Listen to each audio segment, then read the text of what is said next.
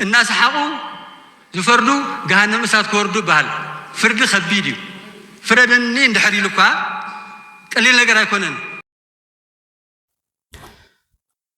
السلام أما العالم زلهم كبرات تقاتلتي أبزلهم سلام تعنا فقر حقو زبل كلكم ناتم إنه نلوم واحد الشخص مسك ماله دقيقة سلام مقدار مالتي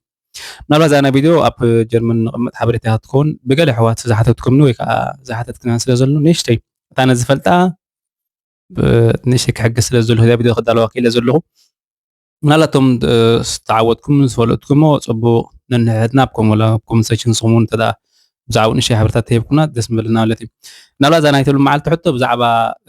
زجنة هنجر من نخلوه كاسي تمالو نجرا دوكومنتات انتهي دل مالتي أبزعد كلها نكون فلتو تمثلنا قلنا يسلس سوري قلنا رجكتي بلها قلنا نعمة بها قلنا قلت عمل يسلس عمل قوم هاي بزعمتي ون بها مالتي كم تاشملو تورقتنا نخلو كم نفلتو باراجراف سرحة مشان أبزات حادر له باراجراف سرحة مشان أبزات سرحة مشان كلتنا بحد كلتنا بخلت له كلتنا بسلسة كلتنا بحد نالي قصر مالتي كم ناتو كود له كودوغا بزح ترجم له مالتي حجيجن أبتي ناي قام ناي سوري ناي زجنة نيجر من محتاج زد الدوكومنت أو ينشتي حاولت أكب تدات قيمتكم تخيلها عن زي فلتحوات كاشير من بالك بغنير مالتي لعل كله نتزلنا تمسكن من بالك بغي مالتي هذا اللاتنا مالتي ناي سلس ورعة تكون ولا شد شرحة تكون علي ناي عمد تكون كنت عمل ناي سلس عمد تكون سي بحسب بزل الناس عقوباتكم كنا لنا مالتي كنا قلنا بركساب زهلنا غاز ترفنا غا هونا خساب زخونو خاصهم غا نزلنا غا محتاج كات صلا يكون مالتي مناتو زلناون كندي سباتون سانوين كندي سباتون አለው ወረቀ ዘይብሉ አብዛድና ተቆመጡን كله ወረቀ ዘይብሉ ማሊያ ዘይብሉ حواتنا حتنا አለው ማለት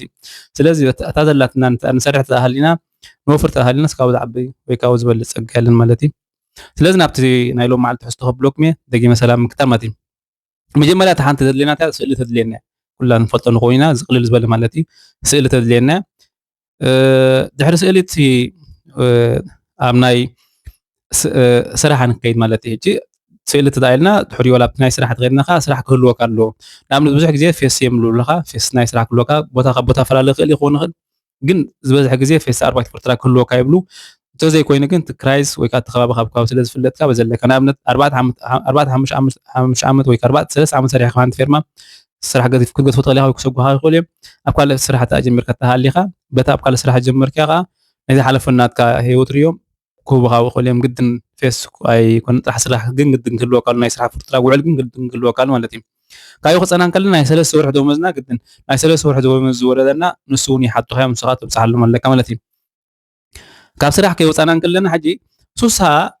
ورحي كأخسر ناجبر تكفل لك يبلغها بخلا زال 4 عامات ناجبر تكفل لك يبلغها مالتي بزح جزيت زوم ناي عامات ناكل تعمل زوز خم يبلغها مبزحت بهالك مبزحت حقتها درجة ما ساليكم كبتنا بتاي فلا ليكون ግን ተዝበዝሕ በሓፂሩ ሱሳ ክሰርሕ ኣለዎ ሱሳ ወርሕሰርሕካ ናይ ረን ቴምፐሬቸር ናይ ግብሪ ዝኸፈር ካሉ ክትመፃሉ ንሱን ምናልባት ብዛዕባኡ ከመልካ ትመልኦ ተጣፍሩ ምጣደልኩም ካግዘኩም ህልው ከም ሰክሽና ቆምጥለይ ማለት እዩ በኦንላይን ክትገብሮ ንሱ በኦንላይን ከመልኡልካ በኦንላይን ክሰድልካ ከምዘሎ ትገብሮ ግን ኣብ ዓመት ሓንቲ ግዜ ጥራሕ ተዳበት ትመጽ ማለት እዩ ቶም ናይ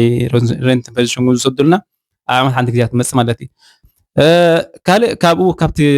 ከይወፃና ከለና ካብቲ ስራሕ ناخبايس كا أنا إنت شو محاحد تخيم هذا جزء كريديت مالتي يسخا عدال لك هذه بالكان كا يحط تخيم نابتي عدال لك هذه اليوم كاب أنت تأخذ اليوم تحديقات حتى مخا من البعض ويتحديقات مخي أبانك خد كخطوز أسو بانك خد كا نانا ناخبايس تللخو كريد عدال لندي بلين كم زخم دليل كتحطهم مسوونكم هاي قوليم كم زلوا يكون اسم مالتي هذا جزء بلا بتحط يسلو زو حتى يكون لهم زوج عقد يحطني مالتي سلمتينا أنا حسيتهم ناس يكونس تزول الناس أبانك الناس كنهم تعلم نقلنا مالتي إذن أي أبناء سرعة الأعلانات وساقط ناي جزاها وعلى كل لغنا له ناي جزانا فورترا وعلى زجبرنا له خا نسخة أي يدلي مالتي حجي أبناء تمرت تأخيرنا خا مالت بيانس كل لغة كام زلو حنت بيانس كل لغة كله كأو حالي فقط ناي بوليتيكا وكل لغة كلهم زلو مالت اللي بنسندوش لان مالت ناي بوليتيكا بصراحة سلسلة فتنات فتنو للعصر شو عتتم تخان سيرتيفيكت تبغى توسعي أتي بيزوخ زجبر كله مالت تمرت استمهار كله عقاب علت من زمان تطور حزونا نسوني حطنا إذا حطنا مالت منالات نسخة سيرتيفيكت جزء كيادي خا سريح كيادي خا قلقل من بالي من عوزة حطو السوت زي اللي قلنا يبغى مالت يكون إنت مودة كورس مسوسة ناس مودة ثور حتى مودة ثانية تفتنا توي تشم قدام كلهم كم تساتف كمالات قابلت من زي سابقت من زي ኣብዚ ኮርስ ተሳቲፋ ኢሎም ደብዳቤ ዝቡኻ ማለት እዩ ንሳውን የደልያ ማለት እዩ ካልእ ተወሳኺ ከይወፃና ከለና ናይ ሌበንስ ኢን ዶችላንድ እዚኣ ክምና ፀንሓና ማለት እዩ ሚትል ኣብ ሽሉስ ካ ማለት እዩ ሕጂ ኣብ ሹል ኣብ ሽሉስ ተዘሊካ ዝኾነ ዓይነት ሹል ኣብ ሽሉስ ተዘሊካ ሚትል ኣብ ሽሉስ ክኾን ይኽእል ሆብ ሹል ኣብ ሽሉስ ክኾን ይኽእል ካልእ ሹል ኣብ ሽሉስ ክኾን ይኽእል ማለት እዩ ዝኾነ ሹል ኣብ ሽሉስ ኣሃሊካ ሌበንስ ኢን ዶችላንድ ክህልወካ ከምፅ ኣምፅእ ክብሉካ ናይ ፖለቲካ ኣይሓቱኻን እዮም እኹል እዩ ብሓፂሩ እኹል እዩ ካልእ ተወሳኺ ክብሎ ዘለ ግን እታ ብኣይነስ ግድን ዲና ክነምፃ ዘለና ዝብል ብዙሕ ግዜ ብኣይነስ ንኩላትና ተሸግረና ክነምፃ ኣለና ድንብል እታ ቀንዲ ምስጢር ታሽሙ ክነምፃ ኣለና ማለት ንገዛ ርእስና ሳብ ዝኾነ ክንመሃረልና ተማሂርና ክንዕወት ኣለና ማለት እዩ ወላ ሎም ተዓወትና ፅባሕ ንጎም ክንዕወት ንኽእል ኢና ማለት እዩ እታ ሓንቲ እዚኣ እታ ካልኣይት እታ ክንገብራ ዘለና ካልእ ከም ኣማራፂ ምናልባት ናይ ጥዕና ፀገም ተደኣሃልዩ ክትመሃር ዘይትኽእል ተደኣ ኮንካ ሓኪምካ ተፃሒፍልካ ክቅበሉካ ይኽእል እዮም ማለት እዩ ካልእ 3 ግዜ 4 ግዜ 5 ግዜ ዝተምሃርካ እንተዘይሓሊፍካ እንተዘይሓሊፍኪ እውን ክገብሩልካ ይኽእል እዮም ካብኡ ተወሳኺ ግን ንስኻ እንተደኣኒ ፅቡቅ ቋንቋ ትዛረብ ክትምልኽ ኮንካ ምስኦም ብፅሕፈቱም ባዕልኻ ዝረዳእ ተደኣ ኮንካ ክሕግዙኻ እውን ይኽእል እዮም ማለት እዩ ምናልባት ከባቢ ካብ ከባቢ ፈላለ ይኽእል ግን ክሕግዙኻ ይኽእል እዮም ሰለስተ መንገዲ እዚአን እውን ብዘይቢ ኣይነስ ክህቡና ዝተኽእሎስ ኣሎ ማለት እዩ ኣብዚ ናይ ትምህርቲ ተኣኺርና ማለት እዩ ካልእ ኣብቲ ናይ ካልእ ተወሳኺ እንታይ ኣሎ እቲ ናትና ሌበን ሲቪ ወይ ከዓ ሌበን ስላፍ ማለት እዩ ናትና ታሪክ ሂወት ከዓ ኣብ ወረቐት ብቢሮ ጌርና ብሙሉእ ክንፅሕፎ ኣለና ኣብ ወረቐት ብሙሉእ ብቢሮ ጌርና ክንፅሕፎ ኣለና ማለት እዩ ካልእ ናይ መወዳእታ ደልይዋ እንታይ ተባሂልና ኸዓኒ ኣይዲ ናትካ ማለት ናትካ ምንነት ናትካ ስኻ ኤርትራዊ ዲኻ ካብ ካልእ ዝመፅኻ ሰብ ዲኻ ናትካ ምንነት ዝገልፅካ ዝኾነ ነገር ይደልየ ማለት እዩ ፓስፖርት ክኸውን ይኽእል ታሲራ ክኸውን ይኽእል ክብሪ መዝገብ ክኸውን ይኽእል ዘለካስ ብሓፂሩ ክትቦም ኣለካ ቦታ ካብ ቦታ ይፈላለየ ይኹን ግድን እዮም ስም ዘልዩ ማለት እዩ ብዙሕ ግዜ ኣብዚ ሶሻል ሚድያ ንሪኦ ኢና ብዘይዎ ተዓዲልና ብዘይ ወሲድና ዝብሉ ምናልባት ኣይ ማሲ ኣይኣምኖም እየ ዘይኣምኖ ሕጂ ይኣምኑ የለን ንዓኹም ታሽሙ ምባል ገለ ይግብልኒ ግልፂ ኮንካ ምዝራብ ፅቡቕ እንዲ ግልፂ ኮንካ ከዓ ታሽ ምባል እንዲ ብዝተኻለ ሓፂሩስ ኣምፅኦም እዮም ምክንያቱ ሲ ሓደ ዝኾነ ነገር ካብ ከም ወላስ እውን ከምሕሉኻ ከሎ ወይ ከብሉኻ ከሎ ሲ ወይ ዝኾነ ታሽሙ ተብል ከለኻስ ካብቲ ኤርትራዊ ምን ወላምን ኤርትራዊ ተኾንካስ ካብ ኤርትራዊ ናብ ጀርመናዊ ከም ዝኾንካ እዮም ዝንገርካ ማለት እዩ ተዳ ምንነትካ ዘይፍለጥ ተዳ ኮይኑ ግን ካብ ምንታይ ከም ጀርመናዊ ኮንካ ኢሎም ሰውን ክብላ ይኽእሉ እዮም ሕጂ ዝኾነ ዓይነት ናትካ ምንነት ክህልወካ ኣለዎ ናትካ ምንነት ግድን ክህልወካ ኣለዎ ብዘይክኡ ግን እዞም ጠበቃ ብዘይ ምንነት ክንስራሓልካ ኢና ከምዚ ክንገብረልካ ኢና ከምዚ ክንገብረልካ ኢና ዝብሉ ግን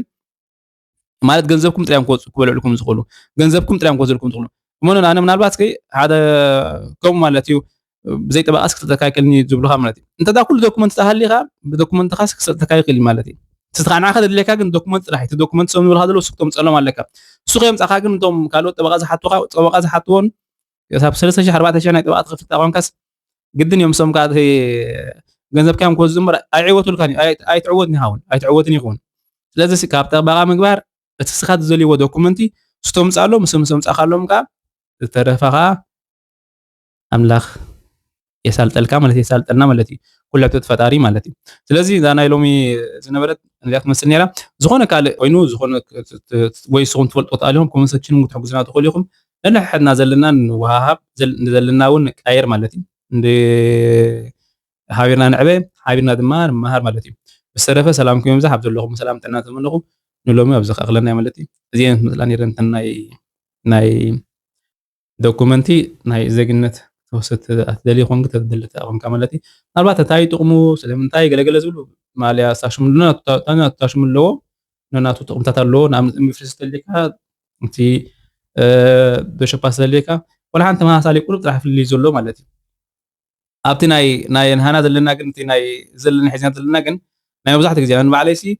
ምኖ ዘይትፈልጠ ይዝብል ኣብቲ ናተይ ተኣልምና ምኖ ዘይትፈልጠ ይዝብል ነይሩ ማለት እዩ ሕጂ ከምኡ ሳብ ዝኾነ ከም ንኣብነት ኣብ ኤርፖርት ኣብ ገለ ደሊ ክንሰርሕ ኣይፍቀደናኒ ማለት እዩ ወይ ከም ዝኾነ ዓይነት ፈርትራክ ክንገብር ተኣኽና መናርከት ሓንቲ ዘፍቅዱልና እንታይ ጥራሕ ዋይፋይ እዮም ዘፍቅዱልና ዋይፋይ ከማን ኣብ ኢዶም ስለ ዝኾነ ማለት እዩ ኣብ ኢዶም ስለ ዝኾነ እዮም ዘፍቅዱልና እምበር ብናትና ኣይኮኑን ማለት እዩ ንኣብነት ከምዚ ዕብይ ዝበለ ፈርትራክ ክትገብር ውዕል ክትገብር ተኣደሊኻ ኣይፍቅዱልካን እዮም ምክንያቱ እሳቶም ስለ ዝጉድኡ ማለት እዩ ኣብ ዋይፋይ ተዛ ኮይኑ ግን እሳቶም እዮም ዝረብሑ ምክንያቱ ኣብ ድሌቶም ሰዓት ሰም ክዓፅዎ ይኽእሉ እዮም ንስኻ ይጥቀሙ ተኾንካ ክዓፅዎ ይኽእሉ እዮም ብዙሕ ካ ዝኸስሩ ክሳራ የብሎምን ማለት እዩ ስለዚ ደጊመ ሰላምኩም ይብዛሕ ኣብ ዘለኹም ሰላም ጥዕና ትመልኩ ምናልባት ትጠቅም ትኸውን እያ ንዘይፈለጡ ኣሕዋትና ኸ ሸራ ምባል ከዓ ተሓጋገዝ ኣብ ቀፃሊ ብቀፅል ብካልእ ትሕዝቶ ክመፅኩም ከዓ ሰላምኩም